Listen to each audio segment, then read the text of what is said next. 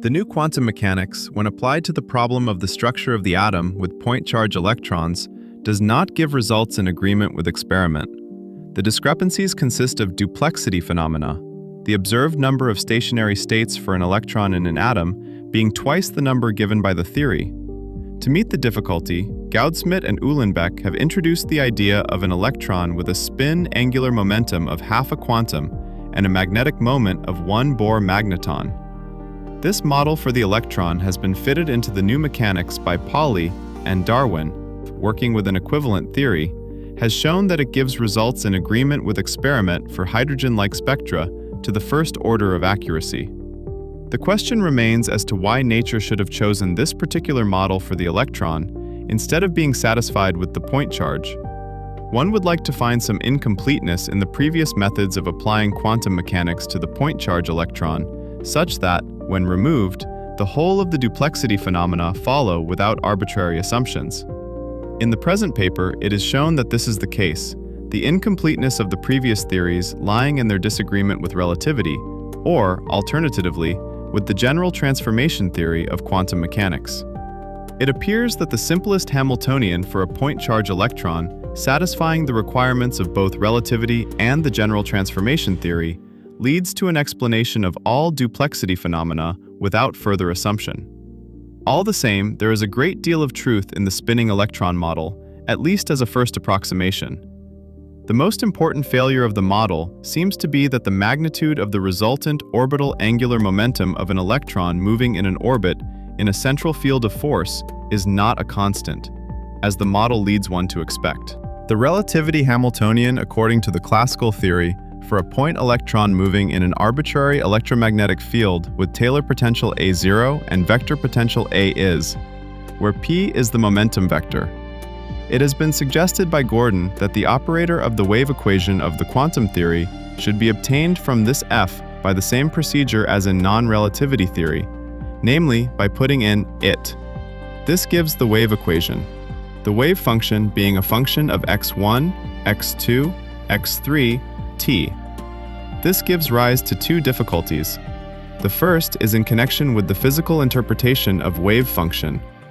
Gordon, and also independently Kelvin, from consideration of the conservation theorems, make the assumption that if wave function m, wave function n, are two solutions and are to be interpreted as the charge and current associated with the transition m to n, this appears to be satisfactory so far as emission and absorption of radiation are concerned, but is not so general as the interpretation of the non-relativity quantum mechanics, which has been developed sufficiently to enable one to answer the question, what is the probability of any dynamical variable at any specified time having a value lying between any specified limits, when the system is represented by a given wave function n?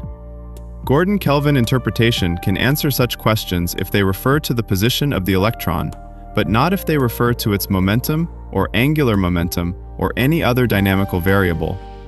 We should expect the interpretation of the relativity theory to be just as general as that of the non-relativity theory. The general interpretation of non-relativity quantum mechanics is based on the transformation theory and is made possible by the wave equation being of the form, that is, being linear in w or d over dt, so that the wave function at any time determine the wave function at any later time. The wave equation of relativity theory must also be linear in w if the general interpretation arises from the fact that if one takes the conjugate imaginary of equation, one gets, which is the same as one would get if one put negative e for e. The wave equation thus refers equally well to an electron with charge e as to one which charge negative e. If one consider for definiteness the limiting case of large quantum numbers, one would find that some of the solutions of the wave equation are wave packets moving in the way a particle of charge negative e would move on the classical theory, while others are wave packets moving in the way a particle of charge e would move classically. This second class of solutions, w, has a negative value. One gets over the difficulty on the classical theory by arbitrarily excluding those solutions that have a negative w. One cannot do this on the quantum theory, since, in general, a perturbation will cause transitions from states with w positive to states with w negative. Such a transition would appear experimentally as the electron suddenly changing its charge from negative E to positive E, a phenomenon which has not been observed. The true relativity wave equation should thus be such that its solutions split up into two non-combining sets, referring respectively to the charge negative E and the charge positive E. In the present paper, we shall be concerned only with the removal of the first of these two difficulties.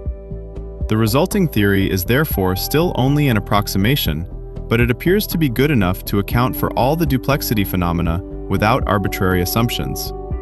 Our problem is to obtain a wave equation of the form which shall be invariant under a Lorentz transformation and shall be equivalent to in the limit of large quantum numbers.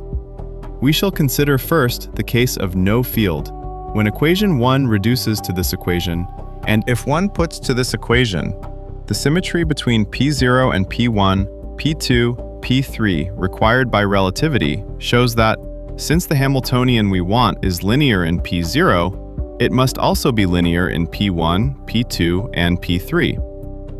Our wave equation is therefore of the form where for the present all that is known about the dynamical variables or operators alpha 1, alpha 2, alpha 3, beta is that they are independent of P0, P1, P2, P3. That is, that they commute with T, x1, x2, x3. Since we are considering the case of a particle moving in empty space, so that all points in space are equivalent, we should expect the Hamiltonian not to involve T, x1, x2, x3. This means that alpha 1, alpha 2, alpha 3, beta are independent of T, x1, x2, x3.